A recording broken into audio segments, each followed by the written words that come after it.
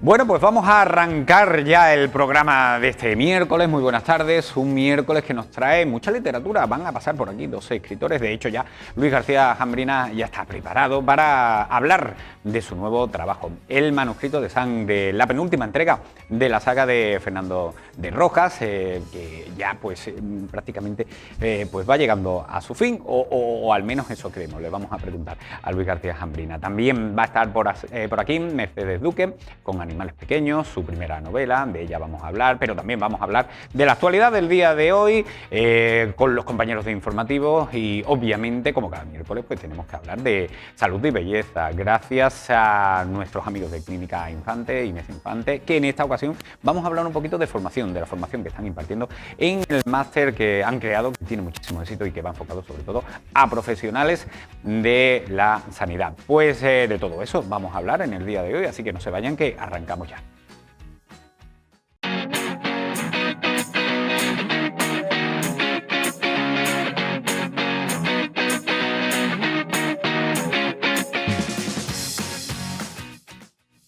...17 años hace que Luis García Jambrina publicó la primera entrega de las aventuras de Fernando de Rojas, este pesquisidor convertido en pesquisidor por Luis García y ya, bueno, pues poco a poco, tristemente, va llegando a su fin. El manuscrito de sangre, es quizás pues uno de las últimas entregas que vamos a tener de Fernando de Rojas, pero antes de divagar, pues se lo preguntamos directamente a Luis, que está aquí con nosotros. Luis García Jambrina, muy buenas tardes. Buenas tardes, encantado de estar aquí de nuevo. No sé si será una de las últimas o la penúltima, que he visto por ahí que puede ser la penúltima. En principio es la penúltima. En principio, ¿no? Sí, luego pasa, pues lo que pase que tendrá que ver con los lectores. Si sigue estando vivo el personaje y la gente te demanda más aventuras de Rojas, pues acabas escribiéndolos.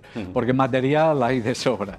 Puedes hacer precuelas, secuelas y de todo. Pero en principio yo proyecté pues hacer 2 tetralogías y me falta solamente uno. Convertir a Fernando de Rojas en pesquisidor es un género en el que tú fuiste, y perdona que te tutee, pionero, y que se ha ido extendiendo con el paso de los años. Han sido muchos los escritores que en ese sentido pues, han seguido tus pasos, tu camino, y han convertido personajes históricos en otro, o le han dado otra labor o otras acciones, ¿no? Sí, me alegra que lo comentes, porque siempre tendemos a olvidar a los precedentes, ¿no? Y sí, en el 2008 se me ocurrió esta loca idea, porque yo no daba un euro por ella cuando estaba escribiendo la novela. Dije, bueno, yo voy a acabarla y ya veremos, a ver qué pasa, ¿no? A ver qué pasa. Y efectivamente convertir a un personaje como Rojas, universalmente conocido, pero todos los españoles sabemos quién es, aunque no hayamos leído La Celestina, que es lo que lo hizo célebre.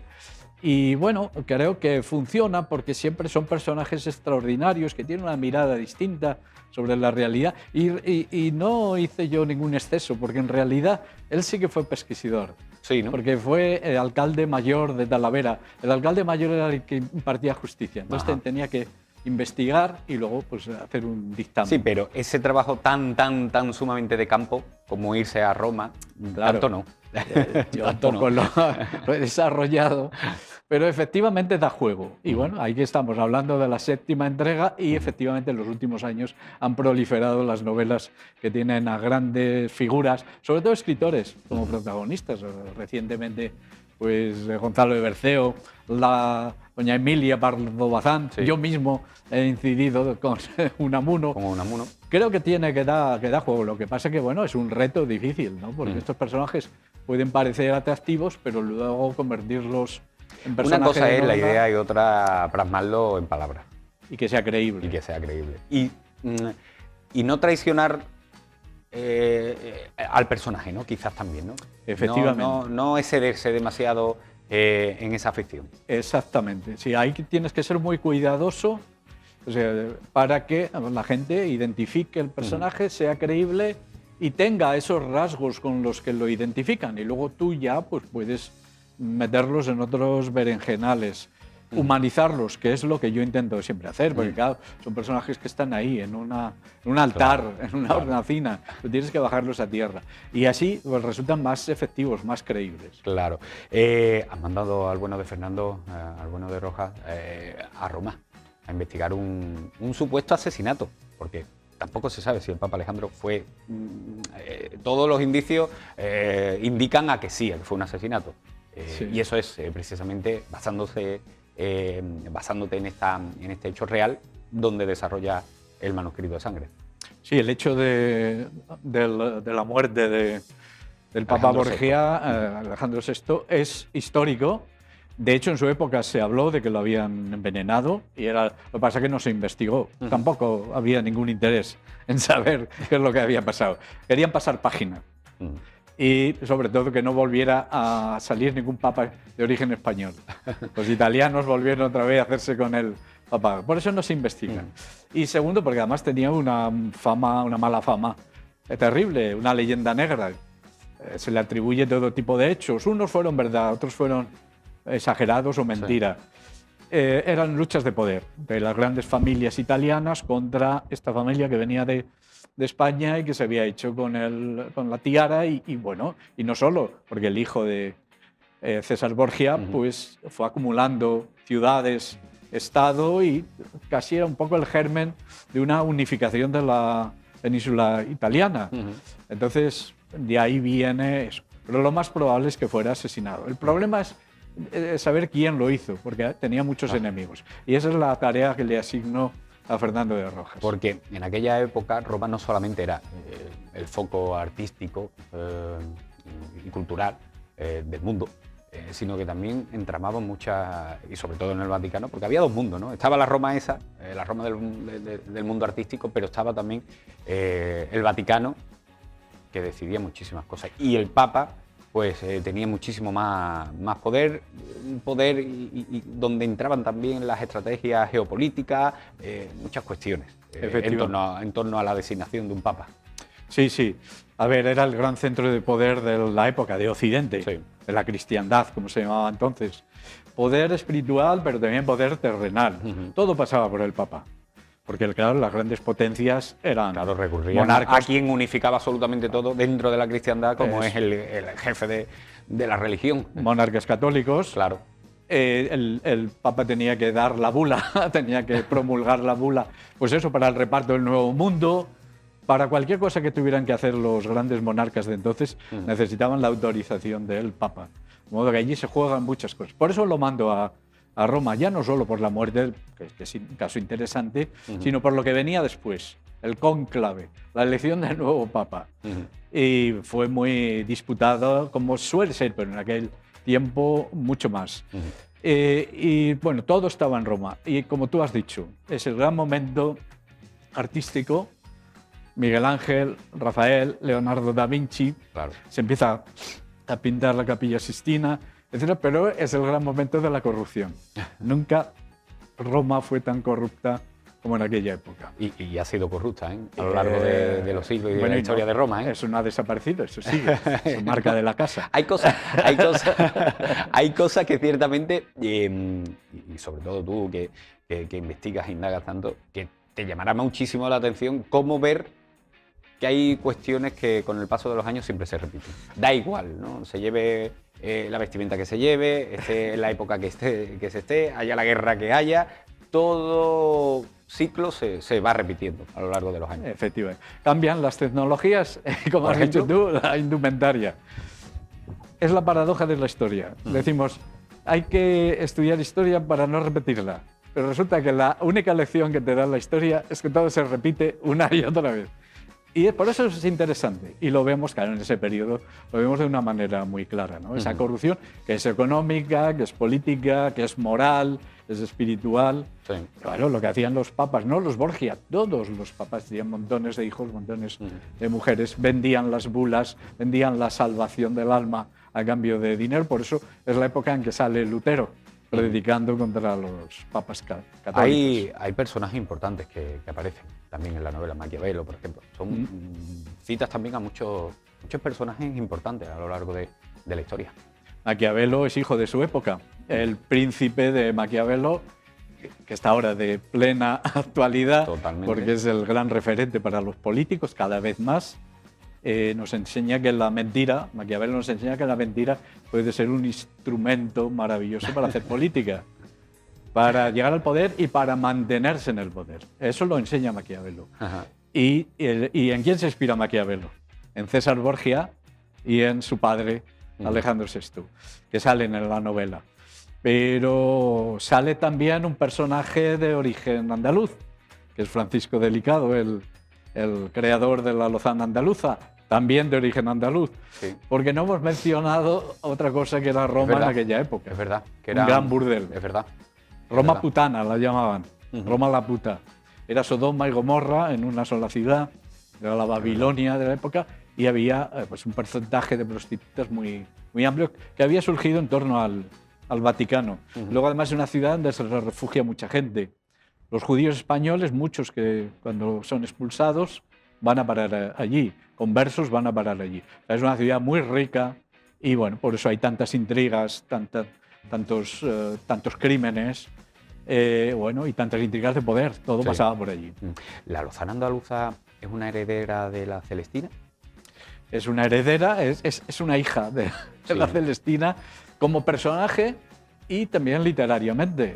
Eso lo confiesa el propio Francisco Delicado. Él quiere emular a la Celestina, quiere hacer un libro que sea más célebre que la Celestina. No lo consigue, pero le está haciendo un homenaje a la Celestina. Claro. Por eso me pareció tan interesante juntarlos a los dos. Y sobre todo porque también en aquella época también, si no me equivoco, creo que se traduce la Celestina al italiano. Exactamente. Sí, ¿no? Tiene No un me éxito- equivoco, ¿no? No te equivocas. Tiene un éxito enorme. Es más, es cuando empieza a llamarse el libro La Celestina en Italia. Sí, Porque era algo la, leí sobre eso, sí, la es cierto. tragicomedia de Calisto Claro, era y de Calisto y Melibea. Melibea. Pues Celestina se come a los protagonistas, es el personaje que es secundario, pero se come a los protagonistas, y los romanos empiezan ya a aludir a ese libro como la Celestina. Y al final no les queda más remedio que cambiarle el título. Por eso digo, Francisco Delicado estaba en Roma, o sea, yo no me lo he inventado, era clérigo, era párroco de una pequeña iglesia de Roma. Y efectivamente es el heredero. Entonces, fíjate tú, ¿no? Juntarlos a todos, al personaje, al autor de la Celestina, al autor de la Lozana, en la misma novela. Además se ayudan. Y bueno, y el personaje de Lozana es uno de los grandes personajes de la historia de la literatura española. Una mujer empoderada, libre, independiente, una gracia enorme, una riqueza lingüística, una labia. Claro, una inteligencia. Una inteligencia, una astucia. Sobre todo Me eso. parece un personaje maravilloso que habría que reivindicar. Aquí, desde esa aquí picaresca de andaluza. sí, la picaresca, pero en el buen sentido. En el buen sentido, no correcto. la picaresca de ahora, Claro. del poder. No, no, no. Esta gente se tenía que buscar la vida, no le quedaba.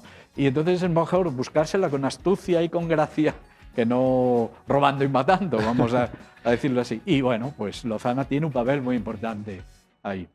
¿Te interesaba también dibujar a Fernando de Rojas en diferentes edades, ¿no? Y en diferentes...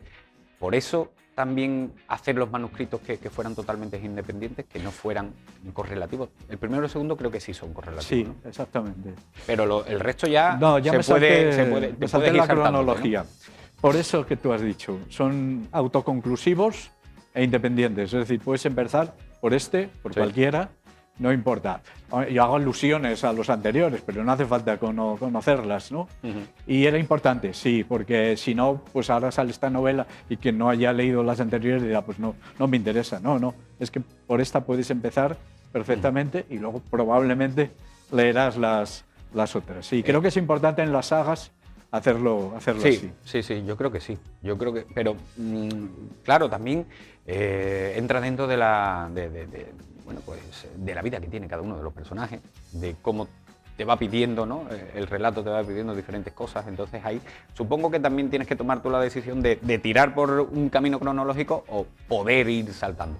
Lo has dicho perfectamente. Para mí lo más importante no es la trama policíaca o el trasfondo histórico, que son muy importantes, Sí. sino los personajes. O sea, mis novelas son novelas de personajes. Hay unos protagonistas, algunos se repiten, otros son nuevos, pero los secundarios y los personajes menores son tan importantes como los demás. Y entonces, efectivamente, yo me voy tropezando conforme vas metiéndote en esta época, te vas tropezando con personajes fantásticos. Francisco Delicado es uno de ellos. Juan de la Encina, el padre del teatro español, estaba en Roma en aquella época. Y son ellos un poco los que me van guiando, efectivamente. Por eso los convierto en ayudantes de Rojas en esas pesquisas. Son los personajes los que determinan un poco pues, qué época elijo y cómo va a ser un poco la trama de la novela. Sí. ¿Qué se aprende de Rojas? ¿O qué has aprendido del personaje en torno, ya no solamente de todo lo real que has tomado, sino también de las dotaciones ficticias a las cuales has embaucado o le has otorgado a Fernando de Rojas? Bueno, yo he aprendido mucho, llevamos ya, tú has dicho, 17 años juntos. He sido infiel en algunos periodos, porque como pasa en las parejas amorosas, porque, claro, hay que tomar distancia de vez en cuando.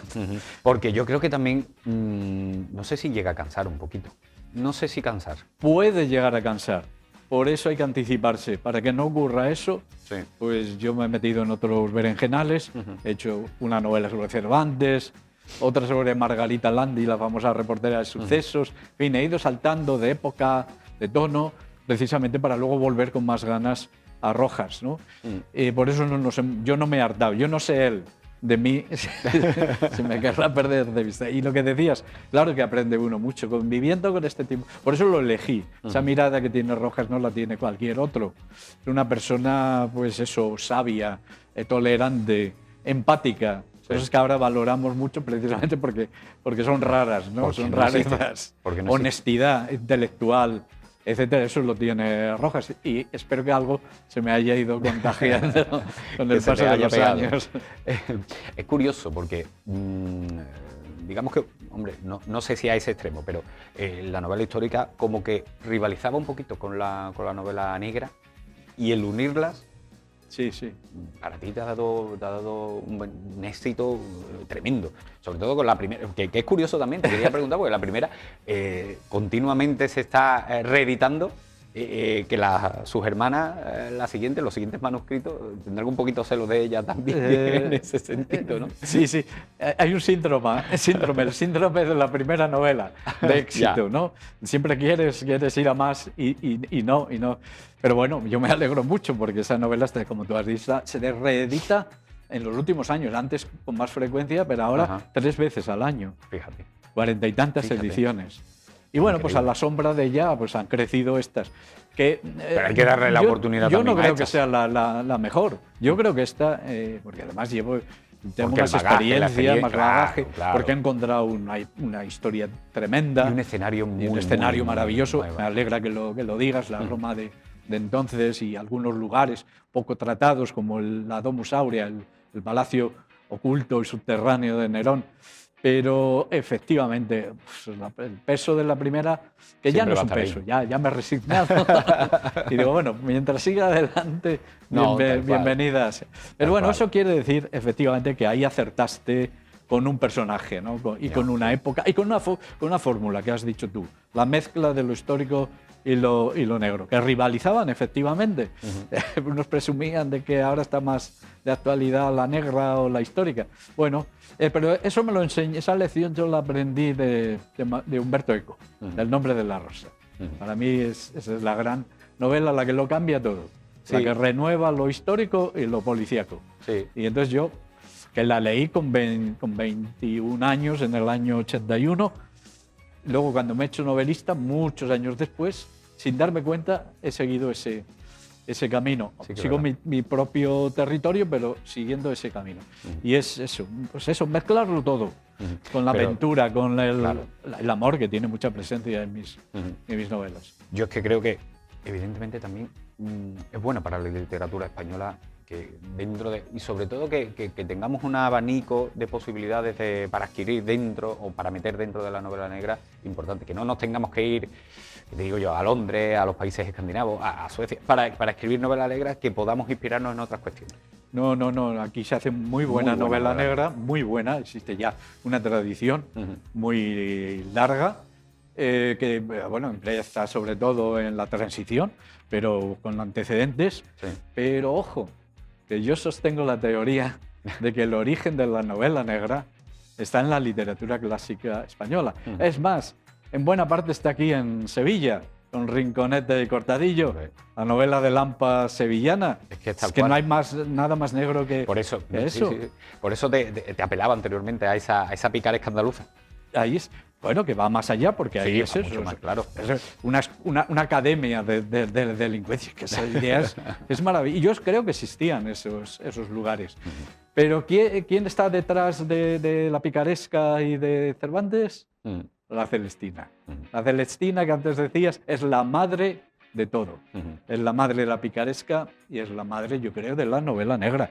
En la Celestina hay crímenes, en la Celestina hay ambición, en la Celestina hay lucha de clases, claro, mucha intriga, mucho intrahistoria, sí, hay absolutamente de todo. Esa es la madre, rica, una novela que obviamente es muy rica. La madre de lo negro, ya pasado, filtrado por el tiempo y todo eso, pero bueno, ya dentro de la literatura de delincuencia, pues Rinconete y Cortadillo es un prodigio de historia. Totalmente. Pues Luis, muchísimas gracias. Siempre por ofrecernos libros como este donde disfrutamos tanto, pero sobre todo por estar aquí y hacernos disfrutar con entrevistas tan maravillosas como esta. Así que te lo agradezco muchísimo. Y el agradecimiento es mutuo porque, bueno, si hablo así es porque estoy a gusto. Y por pues las preguntas... Yo que me alegro. Y bueno, ya hemos establecido una pequeña tradición. Sí. Espero que con un amuno en la siguiente pues te venga también por aquí. Además hay mucho que decir. Hay mucho que hablar. Muchísimas gracias. Un placer, y un saludo. Un saludo. Bueno, pues más cosas que tenemos que ir avanzando, que hemos empezado en el programa. Obviamente, pues recomendar, porque ya lo ha dicho Luis, puede ser una de las mejores entregas de Fernando de Rojas, el manuscrito de sangre, así que más que recomendable. Y de algo ficción, realidad ficción, nos vamos a lo que puede ser también realidad ficción, más realidad porque obviamente es la actualidad, pero que muchas veces no supera a la ficción. Así que vamos a conocer un poquito de la actualidad con los compañeros de informativo de esta casa, a ver cuál es la última hora del día de hoy, de la jornada de hoy, que como ya saben será ampliada a partir de las 8:30 de la tarde. Pero ese avance, compañeros, ¿qué tal? Muy buenas tardes. Muy buenas, ¿qué tal, Manolo? Estamos preparando los servicios informativos para que a partir de las 8:30 podamos conocer todo lo que está pasando en Sevilla, en una ciudad que ya tiene presupuestos para 2025 gracias a ese acuerdo entre Grupo Partido Popular y Grupo Vox. Más de 1.000 millones de presupuestos, en el mayor presupuesto de la historia de Sevilla. También vamos a hablar de economía porque el IPC sube hasta el 3%, desde el 1,5% que veníamos desde hace 3 meses. Ojo aquí a las carteras, por decirlo, y la economía local.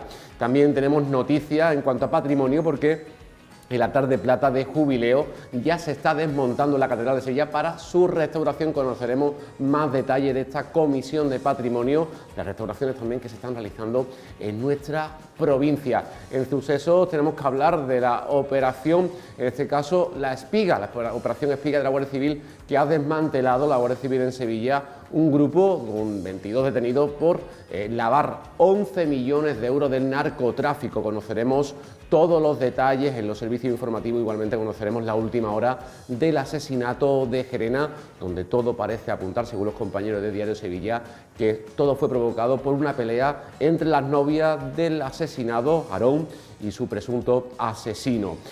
También tendremos información, sobre todo en deportes, porque hoy es un día importante para el Real Betis Balompié, que se enfrenta al Fútbol Club Barcelona a partir de las 9 de la noche en octavos de Copa del Rey, en un día en el que se despide Rui Silva, que ya marcha a Portugal, al Sporting de Portugal, para jugar cedido con opción de compra obligatoria al final de la temporada. Y en el Sevilla, entrenamiento con sabor a despedida, en este caso de Montiel, y en un día en el que se ha recuperado Suso, en un mercado que parece estar pendiente del jugador de gaditano. En este caso, más información que vamos a poder llevar con los servicios informativos, en este caso la sección deporte, y mucho más a partir de las 8:30 aquí en PTV Sevilla.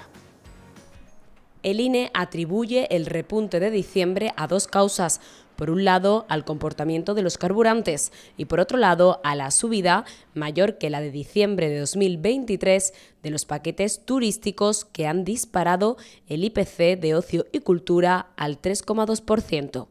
El Ministerio de Economía destaca, por su lado, que la inflación se ha ido reduciendo a lo largo del año de forma continuada, lo que ha permitido que el IPC general cierre 2024 en el 2,8% frente al 3,6% promedio del año 2023.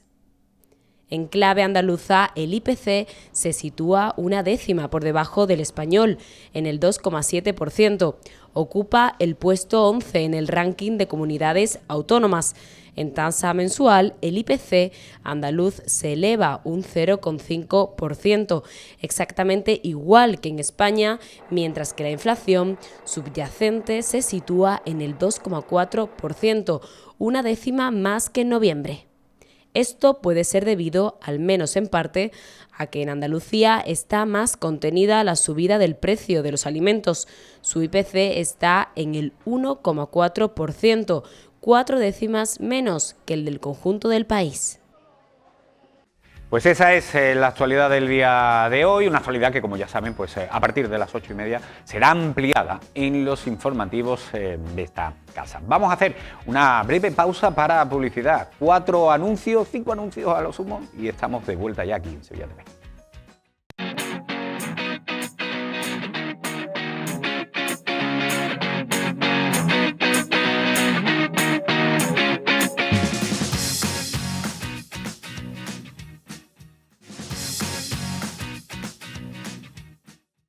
Ya lo anticipábamos en el sumario del día de hoy, también, antes de marcharnos a publicidad, que íbamos a tener un programa muy literario. Ya nos acompaña, ya está con nosotros Mercedes Duque. Muy buenas tardes. Hola. Porque vamos a hablar, encantado de que estés por aquí, porque es la primera vez que viene Mercedes, hay que darle la bienvenida como se merece, y sobre todo por tu primera novela, Animales Pequeños. Así que muchísimas gracias por venir a hablarnos un poquito de una novela salvaje. ¿Se puede decir que es un poco salvaje, un poco indómita? Se podría decir que sí. Yo creo que los personajes son salvajes en el aspecto en el que, bueno, no terminan de encajar donde se supone que debe encajar una chica de su edad, ¿no? Que tal vez, lo he comentado en otras entrevistas también, que bueno, que una de las cosas que a mí me gusta defender con esta novela, o que he intentado, me preguntaron en una ocasión qué intentaba defender con la novela, y lo pensé y dije, pues yo quiero defender la imperfección femenina, ¿no? ¿Y qué es la imperfección femenina? Pues nos obligan a todas nosotras, o de alguna manera quieren que no solo que estemos perfectas físicamente, sino también que seamos muy educadas, que seamos muy comprensivas, que estemos siempre perdonando y como, digamos, dejándolo todo un poco pasar, y estos personajes no. Y en ese sentido son un poco salvajes, son personajes que no son para nada perfectas, no son para nada lo que se espera de nosotras, ¿no? Y yo creo que por ahí de aquello de salvaje. Y un poco rebeldes. Sí, por supuesto, ¿no? Son como sinónimos, ¿no? Sí, y también, prácticamente sí. Sí, también la ciudad en sí que es muy salvaje también. Ellas viven en Londres y, bueno, yo viví en Londres durante 3 años, y no quiero decir que sea una ciudad monstruosa o necesariamente mala, fea, negativa, pero sí tiene un lado muy agresivo. Que al fin y al cabo resulta un poco jungla, ¿no? Un poco salvaje también en ese aspecto, y ellas viven dentro de ese caos, ¿no? Que es la ciudad de Londres, que sigue siendo. ¿Te interesaba también Londres? No solamente porque la conozcas, porque sabes lo que se cuece por allí después de 3 años vividos, sino por el aspecto sombrío, el aspecto lluvioso, el aspecto de digamos, un poco tristeza, pero pues que no sí, sea tanta tristeza dentro de...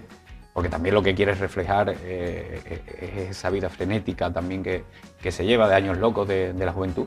¿Pero te interesaba eso? ¿Y por ahí también? Sí, o sea, totalmente. De hecho, si hubiera tomado un poco más el aspecto, digamos, más autobiográfico de todo lo que hay en esta novela, la novela debería haber sido narrada en otra ciudad, que no sería Londres, en este caso sería Roma, Y Roma es una ciudad hermosa. Roma es una ciudad que, si bien es cierto que durante los meses de invierno llueve una barbaridad, que es una cosa que yo no me esperaba, cuando vivía allí incluso nevó, es una ciudad muy hermosa, ¿no? En la que esta Bueno, historia... también tiene su lado oscuro, ¿eh? Tiene su y lo lado hemos oscuro. hablado con Luis García Jambrina. Sí, Tiene ¿no? su lado. A ver, tiene su lado tenebroso. Oscuro y Pero es una ciudad muy romántica, al fin y al cabo, ¿no? Sí. O por lo menos mi experiencia de Roma fue Sí. absolutamente romántica. Entonces, no me servía. Como tú dices, he elegido Londres también porque me resultaba el espacio idóneo para que ocurriese esta historia. Ujú. Yo la veo un poco como confrontar también, has querido confrontar el éxito y el fracaso. ¿Mm? El Qué éxito y bueno. el fracaso. Sí, y ahora las hablaremos hermanas. por qué, porque en el caso de las hermanas, Ujú. creo que eso también dentro de la juventud, dentro de encajar o poder encajar o buscar tu lugar, es algo que se persigue mucho, ¿no? Sí. Que se busca mucho. Y el éxito, todo el mundo lo quiere. Pero claro, al final el éxito... ¿Qué es el éxito? ¿Qué es el éxito? Eso también. ¿Cómo lo medimos? Y cuánta gente tiene éxito verdaderamente según sus propios estándares, ¿no? La protagonista, Rita, pues en todo caso sería una fracasada, ¿no? Pero yo creo que esto es algo que hemos vivido independientemente de mi generación. Yo creo que es una cosa muy humana, ¿no? Ujú. Que sobre todo cuando estás este camino hacia convertirse en un adulto, ¿no? Una se cree que la vida va a ser de una manera y luego resulta que es algo muy distinto. Entonces, probablemente pongamos unas expectativas no solo en qué voy a trabajar, sino, bueno, cómo van a ser mis vínculos con los demás, en qué lugar voy a vivir, cómo me voy a sentir conmigo misma, ¿no? Cuál va a ser mi imagen de mí misma, que esperamos ciertas cosas y luego no quiero decir que nunca salgan, ¿no? Pero Ya. nunca salen como uno espera, ¿no? Ni mejor ni peor, pero nunca como una espera, ¿no? Entonces ahí sí que yo creo que es una lucha muy humana y muy constante, ¿no? Entre, bueno, lo que uno quiere y luego lo que uno consigue. Ujú. Dibujas también, creo que de una forma muy concreta, la dificultad que existe en ese camino hacia la madurez. Sí. Creo que es muy complicado, es un camino complicado que no muchas veces nos paramos a pensar, porque siempre se dice, no siempre se apela, no, bueno, esto, la vida te tiene que enseñar. Sí, claro, la vida te tiene que enseñar, pero los palos que te llevan muchas veces no caemos en la idea de lo duro o de lo que pueden marcar una persona en función de Sí. la fortaleza mental que pueda tener. Sí, incluso el otro libro que escribí, yo tengo otro libro que se titula Los días breves, Los días un libro de breves. relatos, y también trata un poco sobre esto, ¿no? O sea, yo tengo una obsesión que es el hecho de crecer, me parece algo como extremadamente misterioso. Ujú. Y yo escribo porque hay muchas cosas que me resultan misteriosas, ¿no? Intento, pues eso, madurar, le intento hacer preguntas y a ver qué me puede responder. Probablemente salga con muchas más preguntas. Yo creo que de una historia, cuando uno narra una historia, escribe un libro, suelen salir más preguntas que respuestas, ¿no?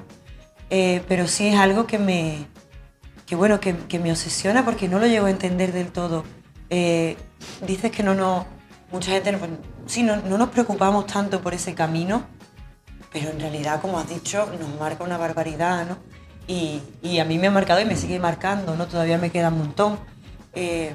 Pero por eso escribo sobre ello y leo sobre ello como compulsivamente, porque necesito entender, ¿no? Nunca llegaré a entender probablemente Ya.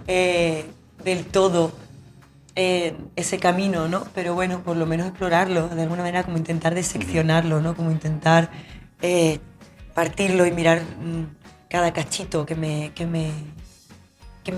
hace cuestionarme, ¿no? Ujú. El tema de no encajar es algo solo y exclusivamente de la época de la adolescencia, de la juventud, o se extiende también a otra etapa de la vida, a la madurez, a la edad adulta. ¿También hay esos problemas? Pues yo diría que sí, o sea, esa es una pregunta muy grande, que solo puedo hablar de mi experiencia, pero yo diría que sí. Pero en todo caso, porque en la infancia... Claro, porque solo porque en la infancia y en la adolescencia... Y tú lo marcas, ¿no? Y tú lo marcas mucho en el Claro, libro. desde mi experiencia y la experiencia de otras personas con las que he conversado esto, esos años marcan muchísimo y son patrones, son ideas que se te meten dentro, que permean, y luego es muy difícil escapar de ellas, ¿no? Si tú te has sentido de niña desplazada de alguna manera, o de adolescente desplazada de alguna forma, ya sea como el caso de Rita, ¿no? Que un poco es por sus padres, porque son unos padres ausentes, o en el caso de Liz, porque de hecho es todo lo contrario, no tiene una madre demasiado presente, que la carga de responsabilidades que no debería tener, que ella ha tenido que cuidar de su madre. Eso no es que sea diferente, pero sí te hace quedar un poco desubicada, ¿no? De lo que sería la norma. Y bueno, eso luego conforme vas creciendo es muy difícil si no lo tratas en profundidad e intentas solucionar aquello. Esos son patrones de comportamiento que permean, que los tienes un poco ya inherentes casi en tu personalidad. Un poco, sin hacer spoiler, pues, de lo que trata Animales Pequeños, pero a mí me gustaría también que, ya que has aprovechado, que me hables un poquito de Rita, de Liz, de Eva, de los personajes de esta novela. Pues mira, Rita, yo he pensado mucho sobre el personaje de Rita principalmente, no solo porque sea la protagonista, sino porque me intrigaba mucho, la verdad. O sea, muchas veces hablan de que los personajes de una autora, en este caso, ¿no? Rita, yo debo conocerla en su totalidad. Yo no creo que eso tenga que ser así, ¿no? Yo creo que si tengo un personaje que no sabe ciertas cosas de sí misma, yo no tengo por qué saber esas cosas, ¿no? Es un camino, si ella descubre algo, yo lo descubro a la par que ella lo descubre, ¿no? Entonces a mí me da la impresión de que Rita lo que es una mujer, una chica que está absolutamente perdida, ¿no? Y que toda su identidad está basada en su mejor amiga y en su hermana. ¿Qué ocurre? Que su mejor amiga está pasando por una depresión muy profunda y su hermana está en otras cosas, ¿no? Ha crecido junto a ellas y ahora se van separando por cuestiones de la vida, ¿no? ¿Y qué ocurre si toda tu identidad ha estado basada en dos personas que no eras tú, ¿no? Que te tambaleas completamente. Pero esto es algo que ella no entiende todavía, ¿no? De hecho, me pasaba una cosa muy bonita con esta novela, y es que, bueno, la novela está escrita en su mayoría en presente. Sí tiene algunos capítulos que están en el pasado y sí que hay algunos recuerdos que trae a la novela, que trae a la historia Rita. Pero lo que me ocurrió es que yo, como lo iba narrando en presente, escribiendo en presente, hasta que no llegué al final del todo, yo no entendí del todo a este personaje, ¿no? O sea, yo lo iba narrando y de repente dije, ostras, claro, si lo que le pasa es que está desubicada porque, como tú has dicho, ¿no? Porque le han zarandeado la vida entera, porque ha perdido sus dos pilares vitales, ¿no? Se han separado de ella porque ella también tiene unos comportamientos un poco egoístas, ¿no? Entonces, claro, ¿qué haces cuando ocurre eso, ¿no? Para mí es una persona que está absolutamente perdida. Y bueno, no es el camino para encontrarse el que ella sigue, sino que pues sigue va un poco como dando tumbos, ¿no? Sí. Entre una cosa u otra. Tocas temas de actualidad, como el tema de las drogas, como el tema de la depresión, como el tema de bueno, pues el sexo casual. Estos temas también lo has querido introducir porque también creo que precisamente, valga la redundancia, son actuales, ¿no? Y están dentro de una generación joven que está viviendo pues esos problemas en la actualidad, ¿verdad? Sí, totalmente. Además, Londres es una ciudad en la que se consumen un montón de drogas, como además de edades como muy, muy tempranas, ¿no? Y bueno, y donde todas estas cosas que se relatan, ¿no? Como dice, tiene un poco como un caldo de cultivo, ¿no? Es un caldo de cultivo para que ocurran estas cosas. Y bueno, sí, son problemas que creo que afectan a todas las juventudes, a todo el mundo que ha sido, no todo el mundo, pero la gran mayoría de personas que han sido jóvenes han consumido drogas, han tenido a lo mejor no una depresión muy profunda o una depresión diagnosticada, pero sí han tenido problemas de, por lo menos alguna crisis de identidad, ¿no? Es casi natural que te ocurra cuando eres joven. Sexo casual, creo que casi todas las personas también hemos tenido, ¿no? Entonces, si quería crear un personaje que además se encuentra en un punto vital en el que no sabe muy bien qué está haciendo, casi que no tenía más remedio que meterse en todo esto también, ¿no? No creo que Rita busque activamente las drogas, el sexo, etcétera, pero se encuentra con ello y no lo niega, ¿no? Es como, bueno, esto me va viniendo, ¿por qué no hacerlo, no? Sí. Y luego el tema de la depresión, eso sí me parece de mucha actualidad, que la gente joven, la gente de mi generación, tenemos problemas de ansiedad, de depresión, de un montón de cosas, de trastornos de salud mental, que me parece que bueno, que está muy bien hablarlos, y de los que no tenemos prácticamente ninguna idea, porque aún existe cierto tabú en torno a ellos, y yo creo que se ve bien también en la novela, o al menos yo lo he intentado. Liz, la amiga de Rita, tiene una depresión que la tiene prácticamente incapacitada, metida en la cama todo el día. Y ellas dos no hablan de eso, no son capaces ninguna de las dos de comunicarse respecto a esta situación en la que se encuentra la amiga, ¿no? ¿Por qué? Porque no tenemos las herramientas para hablar sobre ello. Algo que nos afecta muchísimo, y además también se ha visto, ¿no?, que cada vez es un tema que me preocupa mucho, y cada vez hay más y más personas que son muy jóvenes que están deprimidas, ¿no? Pues vamos a conversar sobre ello, que no pasa nada, ¿no? Igual que no pasa nada conversar sobre el sexo, no pasa nada conversar sobre las drogas. Parece que esos otros temas están mucho más tratados que la depresión, que es una cosa que nos afecta un montón. Totalmente. Has querido también que sea muy reflexiva la novela, ¿no? Que Sí. conforme se vaya leyendo, el lector vaya preguntándose cuestiones, preguntándose cosas. Sí, o sea, yo creo que la mayoría de la novela, de hecho, aparte, eso ocurre en la cabeza de Rita, ¿no? No sé, yo creo que nos preguntamos cosas porque ella se pregunta muchas cosas, ¿no? Pese a ser un personaje bastante impulsivo, bastante egoísta, porque lo ve todo a través de sus propios ojos de una forma, yo diría algo infantil, ¿no? Sí que se llega a preguntar si todo aquello que ella está viviendo, bueno, en algún momento se pregunta si es así, ¿no? O si tal vez está siendo bastante sesgada la mirada que ella tiene frente a las cosas, ¿no? Ya. Entonces es interesante y me gusta que me digas eso, ¿no? Que el lector se pregunte cosas conforme lee. Yo creo que lo que más me preguntaría si estuviera leyendo esa novela es, ¿esta niña por qué es así, no? ¿Por qué no habla con su amiga? ¿Por qué no? Pero bueno, creo que... Bueno, por una parte es lo que yo intentaba, ¿no? Ya, a ver como, si vas a bueno, hacer spoiler. no, para nada. Bueno, además tampoco es que haya grandes spoilers, ¿no? Porque yo creo que ocurre mucho más, todo lo que ocurre es mucho más interesante como porque pasa en su cabeza que porque pase a nivel de acción, ¿no?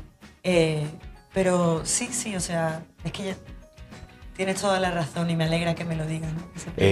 ¿Tenías ganas, después de Los días breves, tenías ganas de meterte en una novela? De ahondar en A mí me daba y mucho de tocar miedo. estos temas a través de una novela? Me daba mucho miedo... Porque claro, con los relatos no sé si se puede expresar de la misma forma. Bueno, tal vez no la misma profundidad. Por eso. Son dos mundos muy distintos, ¿no? Claro. Ambos tienen sus cosas buenas, sus cosas malas y su diversión y su ansiedad correspondiente, ¿no? Pero me daba mucho miedo porque nunca había escrito nada tan largo. Y por otro lado, me daba como... Claro, la novela suele dar mucho respeto, ¿no? Como que tengo tanto tiempo, o sea, tanto para decir, se pregunta una, ¿no? Pero después, cuando empecé a escribirla, sí siento que hay ciertas historias que te piden... Creo que las historias te piden una longitud, Sí. digamos, ¿no? Yo el libro de relatos que escribí no podría haber escrito 7 novelas. No, esas historias debían ser contadas como relatos. Entonces, cuando te metes en ellas, yo creo que un poco la historia te lo dice, ¿no? Y esta historia me pedía que fuese una novela. Pues Animales pequeños, la primera novela de Mercedes Duque, que nos alegramos que hayas estado aquí con nosotros, que Gracias. la hayas compartido y que nos la hayas venido a presentar. Así que muchísimas gracias, amiga. gracias Un a placer. ti. Un placer. A Encaramos ya la recta final del programa. Lo hacemos como cada miércoles, pues con la sesión de salud y belleza de Denis Infante, pero en esta ocasión nos vamos a marchar, vamos a hablar del máster que han creado, un máster enfocado para el mundo profesional y del cual vamos a conocer un poquito más.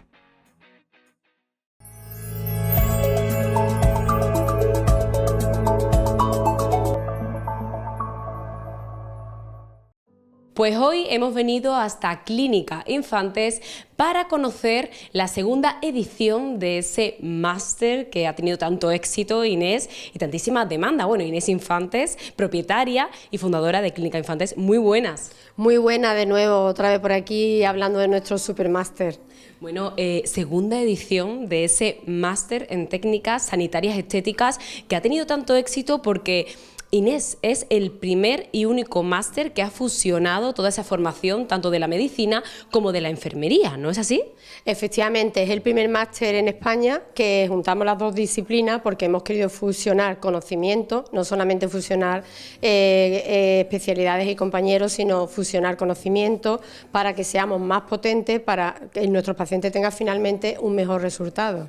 Bueno, además no es el único rasgo característico de este máster, y es que también sois el máster bueno, que cuenta con más horas de práctica a nivel nacional, también que cuenta con más temáticas y bueno, cuéntanos un poco más, porque al final es un máster único y revolucionario en este mundo de la estética.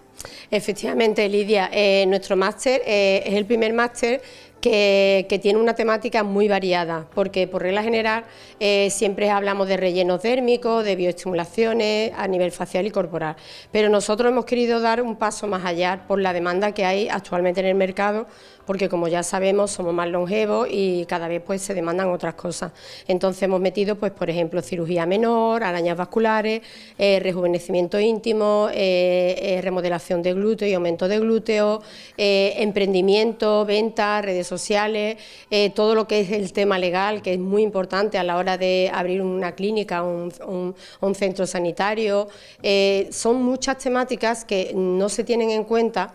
Sí que es verdad que nos enfocamos mucho en el paciente, en el tema de humanidad, en el tema de los cuidados, que es muy importante, pero también es muy importante de cara al emprendimiento de nuestros médicos, de nuestros enfermeros, a la hora de abrir un proyecto nuevo que no estamos acostumbrados. Entonces, bueno, todas esas temáticas las hemos metido dentro del mismo máster y yo pienso que el éxito ha sido por eso, porque es muy, muy variado el temario.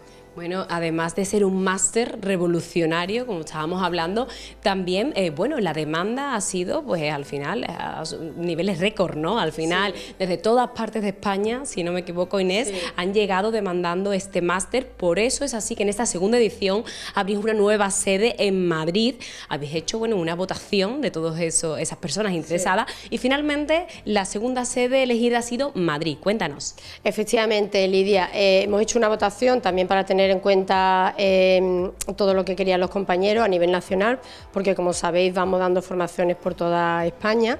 Entonces, bueno, ha salido en un número muy muy importante Madrid, porque por el tema de comunicación, de trenes, de aviones, todos los compañeros de Murcia, que tenemos muchísimos compañeros en Murcia, Valencia, Alicante, Santander, toda esa parte, pues digamos que está como muy muy desprotegida y le cuesta mucho venir y bajar hasta Sevilla, por el tema, como te comento, de trenes y de aviones. Entonces, finalmente hemos decidido que la segunda edición se hará otra vez en Sevilla, por supuesto, y hacemos una edición nueva en Madrid. Bueno, esas dos ediciones van a impartirse de forma totalmente simultánea. Empezarán los plazos entre febrero y marzo, todavía se desconoce la fecha, se anunciará hoy mismo, ¿no? Sí, bueno, muy pronto, no sabemos, en estos días. Y bueno, al final, cuéntanos un poco más qué novedades trae esa segunda edición, ¿o se mantiene todo igual? Sí, la verdad es que la segunda edición, como dices, será simultánea, Sevilla-Madrid. Estaremos terminando o casi terminando la primera edición que tenemos en Sevilla actualmente. Y bueno, las novedades que tenemos son que vamos con un poco más de seguridad. Hemos intentado de mejorar incluso los contenidos, que fuesen un poquito más fluidos, porque como es una parte teórica y práctica, tenemos que tener en cuenta en esta edición otros calendarios de, por ejemplo, la Comunidad Autónoma de Madrid, otras provincias, que sí, pues el Día del Pilar, el día de no sé qué.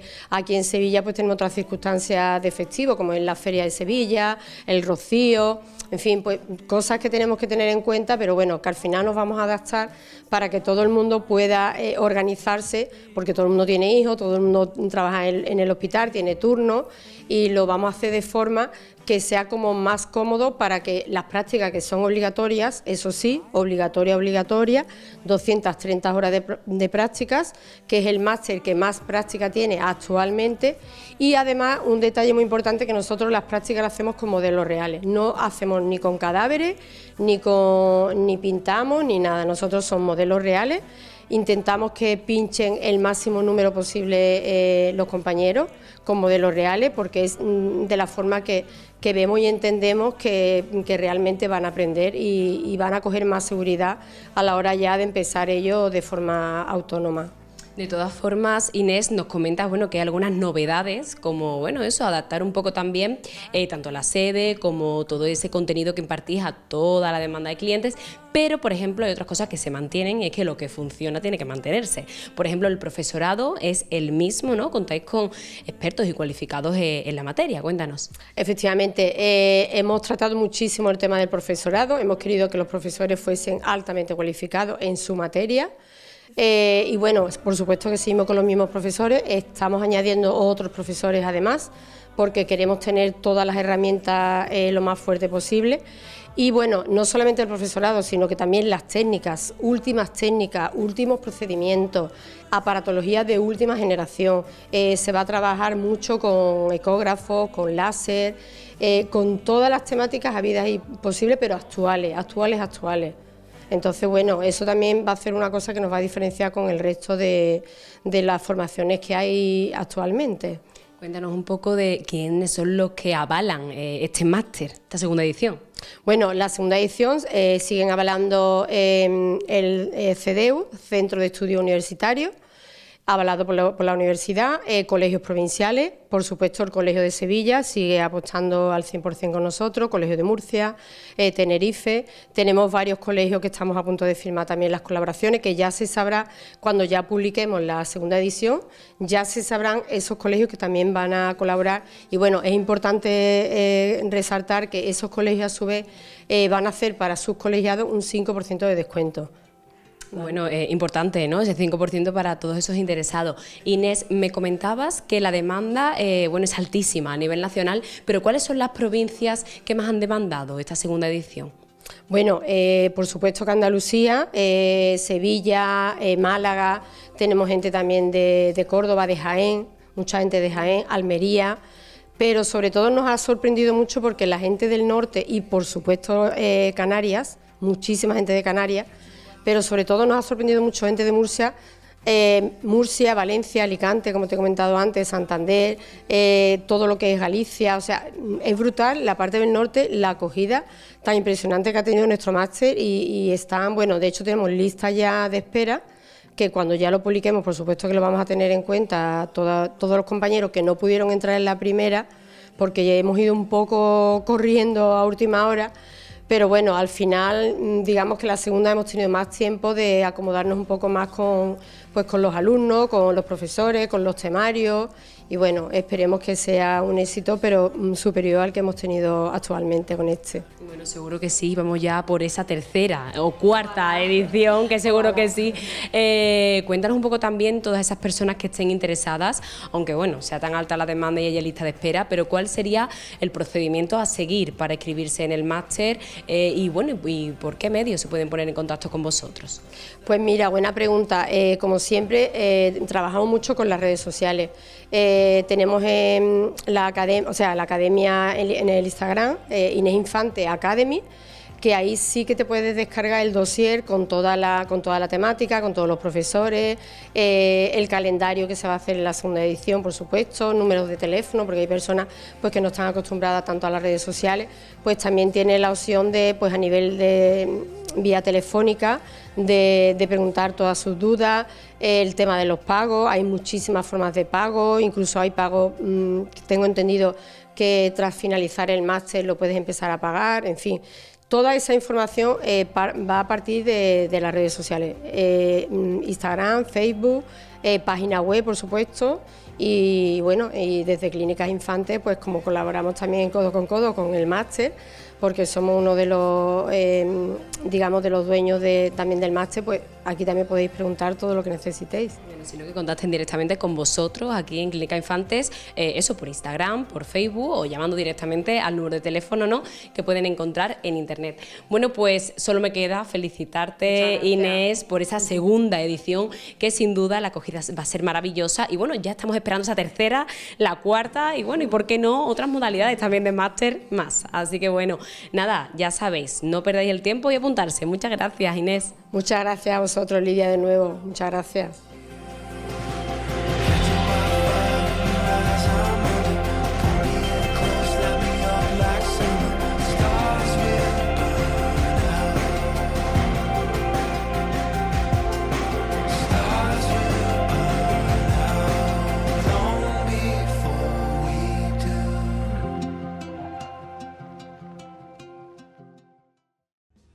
El máster de Clínica Infante, de Inés Infante, que como siempre hablamos con ella, pues nunca está parada, siempre está ideando, inventando cosas y cosas tan sumamente maravillosas como esta formación en un amplio campo como es el de la medicina estética. Pues nos vamos a marchar ya con ese máster de Inés Infante, nos vamos a despedir de un programa en el que hemos mezclado muchas cuestiones, en el que esperamos que le haya gustado, sobre todo porque también hemos tenido a dos grandes escritores, tanto a Mercedes Duque como a Luis García Jambrina. Bueno, pues que pasen una feliz tarde, que no se olviden de estar al tanto de la información que ha pasado, que ha ocurrido en el día de hoy con los informativos de esta casa a partir de las 8:30 de la tarde y que mañana volvemos aquí en una nueva entrega de Sevilla TV a partir de las 6 de la tarde. Feliz tarde y hasta mañana.